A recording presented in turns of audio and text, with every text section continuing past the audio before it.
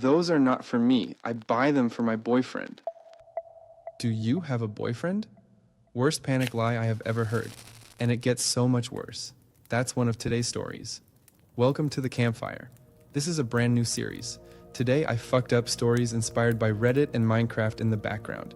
If you're new to my channel, this is all about the hilarious, embarrassing moments when people made one bad decision and watched it spiral completely out of control.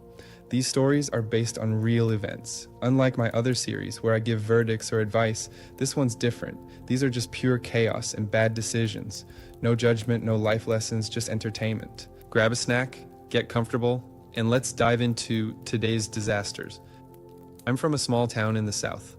Left to go to college in a big city, living in the dorms now as a junior. I've got one habit: I smoke. Started freshman year because of stress. My parents don't know and can't ever know. It's a hardcore taboo in our family. I buy my cigarettes at this one store near the dorm. There's this sweet woman who works there named Debbie, probably 50-something. I'm a regular. She knows my usual brand. Last week, my parents came to visit. Mom suggested we go grab some snacks, and without thinking, I took them to my usual store. We walk in, and Debbie sees me and announces loud enough for the whole store to hear, "Oh, honey, we finally got your favorite cigarettes back in stock. Want 2 packs like usual?" My parents slowly turned to look at me. My brain went into full panic mode, and I blurted out, "Those aren't for me. I buy them for my boyfriend." Worst improvisation of my entire life. My parents' faces immediately lit up. "You have a boyfriend?" I named this guy from my class Jason. They demanded to meet him before they left town tomorrow. I texted Jason, explained the situation. He agreed to help, said it sounded hilarious. We set up dinner for Sunday. Jason was perfect, polite, brought flowers for my mom, talked about school and his future plans. My parents fell in love with him. Mom asked if we could video call my grandma. Jason agreed and charmed her too. My parents left happy. I thought I could finally breathe. And then the real fun started. Grandma told her neighbor. The neighbor told her friend. That friend told her daughter, and so on. By Tuesday evening, my entire hometown was convinced that I'm getting married in 6 months, I'm pregnant, 2nd trimester, and Jason is the son of the university dean. His mom's actually just a high school teacher. Mom was getting congratulations all day. People were asking about the wedding date and what gender the baby is. Grandma called every half hour demanding explanations. Even my high school teacher sent congratulations. Oh my God, high school teacher, can you actually believe it? Jason found out and is laughing his ass off. Says he's now the legendary fiance from a town he's never even heard of. I tried to deny everything. Nobody believes me. They've decided I'm hiding it for some reason. Honestly, I should have just admitted I smoke, would have gotten a lecture and maybe 2 weeks of silent treatment. Instead, now the whole town is waiting for a wedding and a baby. The only upside? I quit smoking. The stress is so bad I can't even keep them down anymore.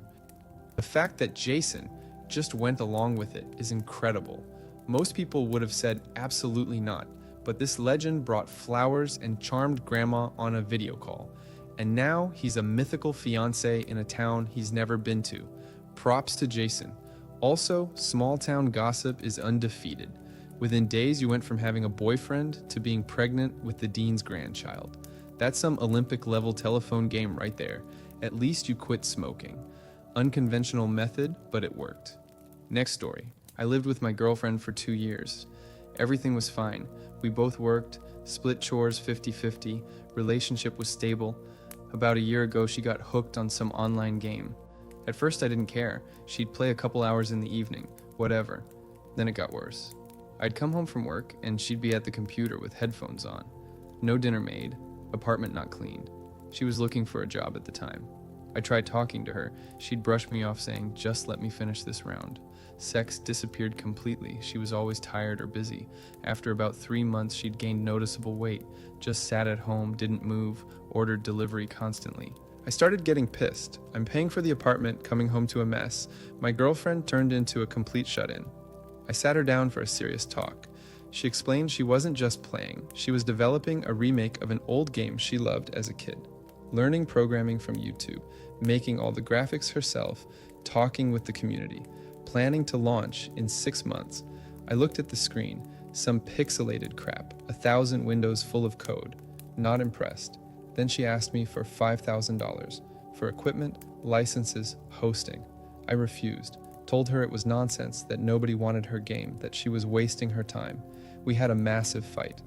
A week later, I packed my stuff. She said she didn't need anything from me. Not the furniture, not the electronics. I left. A month later, I met another woman. She was older, worked in finance, seemed stable. We moved in together fast, bought an apartment together. She insisted it be in her name, said her credit history was better. 6 months later, she got pregnant. Then came the surprise. Turns out the apartment was entirely in her name. She'd also managed to transfer the car to herself. She started a huge fight and kicked me out. The lawyer said I had no rights to anything, left with 2 suitcases and debt. Yesterday, I was coming back from work. Temporary, the pay's a joke. Standing at the bus stop, a brand new BMW X6 pulls up. A woman gets out, slim, expensive suit, makeup, hair done. I look closer. She looks familiar. I stare. It's her, my ex. I'm in shock. She walked right past without even glancing my way, got back in the car and drove off. Either didn't recognize me or pretended not to. I texted her friend, asked what happened. Turns out the game took off. Big community, donations.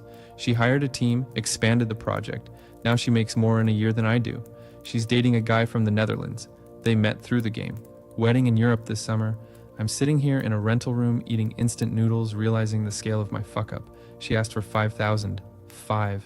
And I decided I knew better and ran off to the first woman who came along, who completely cleaned me out. Look, I'm trying to tell myself it wasn't meant to be anyway. We were too different. We would have crashed eventually. But damn, what if this story won't haunt me for the rest of my life? $5,000. That's what stood between him and a completely different life. She asked for $5,000. He called it pixelated crap. And now she's driving a BMW while he's eating instant noodles at a bus stop. The universe has a sense of humor. He left her for someone stable, who proceeded to take everything he owned, and his ex became exactly what he told her she'd never be. Successful. Sometimes life writes its own punchlines. This is one of them. Next story. I've been dating my girlfriend for 6 months. Decided to surprise her with a romantic trip out of town. There's this old bridge over a river that gets lit up beautifully at night. She doesn't know about the place. Texted her in the evening, "Want to go somewhere cool?" It's a surprise. She agreed, said she'd be ready by 10. I started preparing at lightning speed. In an hour and 20 minutes, I managed to arrange for a musician at this roadside cafe we'd passed to play the song from our first dance for $50, bought and inflated white balloons, as many as would fit in my Honda's trunk, convinced the hotel manager near the bridge to get candles ready, bought fireworks, grabbed firewood and kindling for a beach bonfire. She'd been wanting to do that forever, and even brought a guitar, even though I can't play at all. The plan was epic. Arrive at the bridge with balloons and candles, then drive to the ocean to catch the sunrise, 30 miles from the city, bonfire and fireworks at dawn. The perfect romantic date. At 9:30, I get in the car. Trunk packed with balloons, guitar in the backseat, fireworks in a box. I'm ready. I head to her place. I get a text. Falling asleep. Good night. Wait, what? I text back. Hey, we were supposed to go. No answer. I call. She doesn't pick up. Call again. Silence. I realize she turned off her phone and went to bed. I'm sitting in my car outside her house. Trunk full of balloons, guitar, candles, the musicians waiting at the cafe. The hotel manager has candles ready, and my girlfriend is asleep. I sat there stunned for about 15 minutes. Then I thought, screw it. No point letting everything go to waste. Drove to the beach alone. Got there around midnight. Deserted. Just me and the ocean. Got out the fireworks and set them off. Beautiful, but sad. Built the fire, sat there staring at the water. Then I started popping the balloons. Just sat on them with my ass, like when I was a kid. One after another. Bang, bang, bang. That was an experience. Got home at 3 in the morning. In the morning she texts, "I'm so sorry, I passed out. Was exhausted from work. When are we going?" I said it's all good, we'll reschedule. But I didn't tell her about last night's circus. Still paid the musician. A deal's a deal. The hotel manager sent me photos of the candles on the bridge. Looked incredible. Shame it was for nothing. Told my friends about it and they're still laughing, especially the part about popping balloons alone on an empty beach. Lesson learned. Next time I confirm plans an hour beforehand, then organize the surprises. The image of a grown man sitting alone on a beach at midnight, popping balloons one by one while staring at the ocean. That's poetry. Sad, ridiculous poetry. He organized a musician, fireworks, candles at a hotel, a bonfire, and a trunk full of balloons in under 2 hours. That's genuinely impressive. And then she just fell asleep. Didn't even check her phone. The fact that he went through with it solo and still paid the musician is honestly kind of respectable. At least the fireworks didn't go to waste. Next story. This happened about 15 years ago. I was 12, doing karate, made it to regionals in the 11 to 15 age bracket, smallest kid there by far, fought through all the rounds and won the final. First place. My parents were in the stands with a camera. Everyone was thrilled. Right before the award ceremony, I had to pee. Decided to hold it. Figured it'd be 20 minutes tops. All the competitors lined up outside the gym, waiting for things to start. The ceremony got delayed. Half an hour passed. I'm shifting from foot to foot now, but I can't leave. I'd miss getting my award. Finally, they bring us into the gym. The organizer announces, "We'll start with our youngest competitors," meaning they're doing the 6 to 7-year-olds first, then working up by age, with my category dead last. At least another 20 minutes of standing there. The younger divisions get their medals. I'm standing there, clenching everything I can clench, sweating, smiling, holding on with everything I've got. Literally 1 minute before they announce my category, I lost it. Pissed myself in my white guy. It ran down my leg, small puddle on the floor. I just stood there hoping nobody would notice in the crowd of competitors. They announce my category, call my name. I walk up to the podium with this weird gait, accept my gold medal and trophy, smile for photos in my soaked G. Ceremony ends, my mom runs over to hug me. I lean to her ear. "Mom, I peed myself." She quickly got me to the locker room. I changed into spare pants. Guy went into a bag. Dad found out and could barely keep from laughing. 15 years later, the medal's somewhere in a box. Mom tells this story at every single family gathering. Won first place in karate as the smallest kid in his division, then accepted the gold medal in a soaked white GI with a puddle at his feet. That's commitment to the ceremony. White G. Of all the colors, white. The universe wasn't cutting him any breaks that day. At least he got the medal. And 15 years later, his mom's still getting mileage out of the story at family dinners. Some victories come with a price. Next story. My friend and I were out walking last night around 9. We passed this roadside watermelon stand. The vendor's gone, watermelons are sitting in a metal cage with a padlock. My friend says, "I wonder if you could pull a watermelon through the bars." Me. "Let's try. For science." Yes. I know that's theft. No, I didn't need a watermelon. Plenty of food at home. It just seemed like a funny idea. I walk up to the cage, grab the smallest watermelon, maybe 6-7 pounds. Try to pull it through the bars. Won't fit. Turn it the other way. Still no. Try to push it through at an angle. The watermelon gets stuck. I struggle with this watermelon for 10 minutes like an idiot. My friend's standing there filming on her phone, cracking up. I'm sweating now. My arms hurt, but I'm stubbornly keeping at it. Suddenly, I hear from behind. "Need some help?" I turn around. There's a guy, maybe 25. I say, yeah, the watermelon's stuck." He calmly walks over, pulls out his keys with this big rectangular keychain, takes my watermelon and just slices it in half right through the bars with the keychain, just cuts it like a knife. Pulls the halves out separately and hands one to me. I'm standing there with my mouth open. What? You just cut it with a keychain?" He smiles. "Special keychain. Sharp. Well, you needed the watermelon, right?" I take the half, still in shock. "Wait, who even are you?"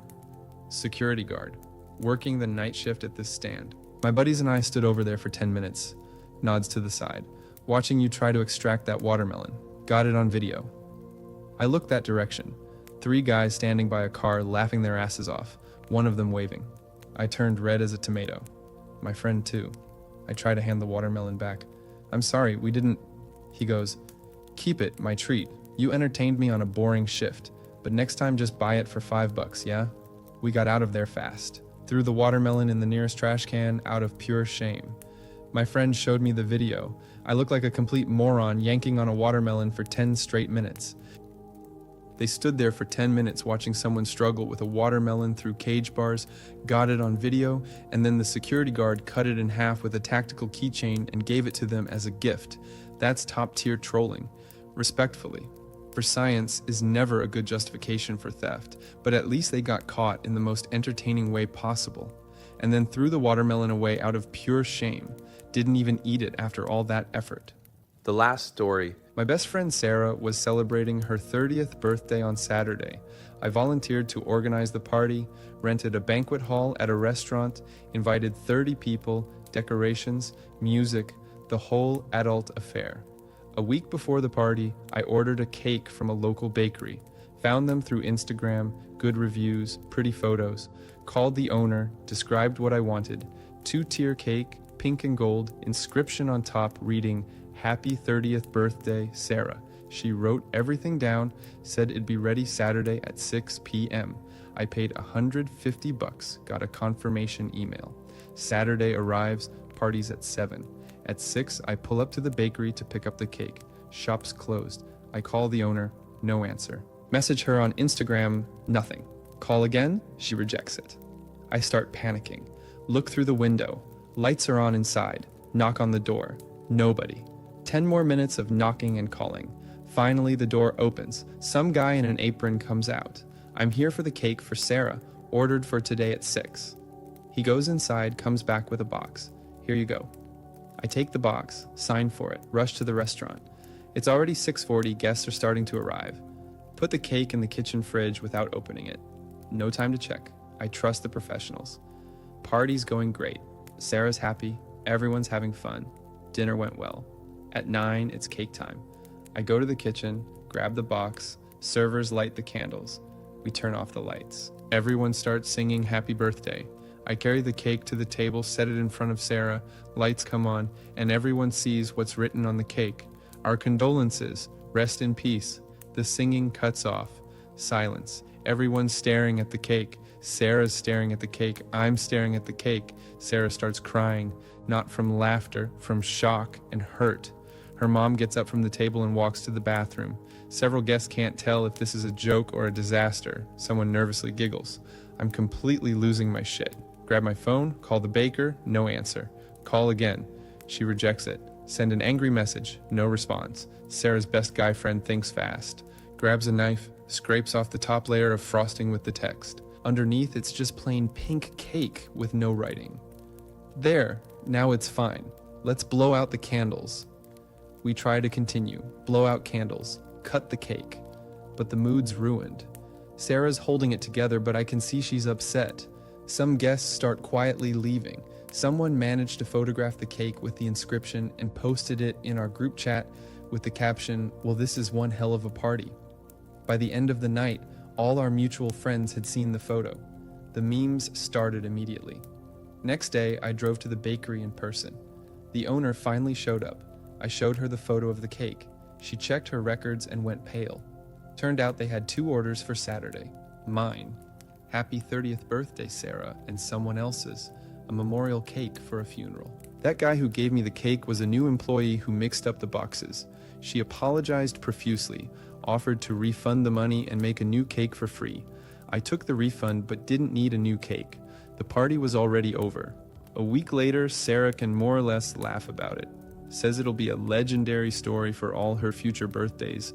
But Sarah's mom is still pissed at me. The photo of the cake still pops up in our chats.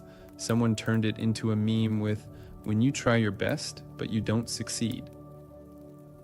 Our condolences. Rest in peace on a 30th birthday cake. The universe really said, let's make this birthday unforgettable, and delivered. The new employee mixed up the boxes. Someone's funeral got a happy birthday cake, and Sarah got a memorial service. Sarah's friend scraping off the frosting to save the moment is actually clutch though. And the fact that Sarah's mom is still mad a week later? Fair. That's going to come up at every family gathering for the next decade. At least it turned into a legendary story. And a meme. Silver linings. And that's it for the first episode of Today I Fucked Up Stories and Minecraft. 6 stories, 6 complete disasters, and somehow everyone survived. If you enjoyed this chaos, hit the like button and subscribe for more bad decisions and regrettable moments. Drop a comment with which story made you cringe the hardest: the fake boyfriend pregnancy rumors, the BMW ex-girlfriend, the balloon beach solo trip, the karate ceremony, the watermelon heist, or the funeral cake at a birthday party. Next episode coming soon with more stories that'll make you feel better about your own life choices. Until then, stay safe. Confirm your plans before organizing surprises, and always double check what's written on the cake before you light the candles. Welcome by the campfire.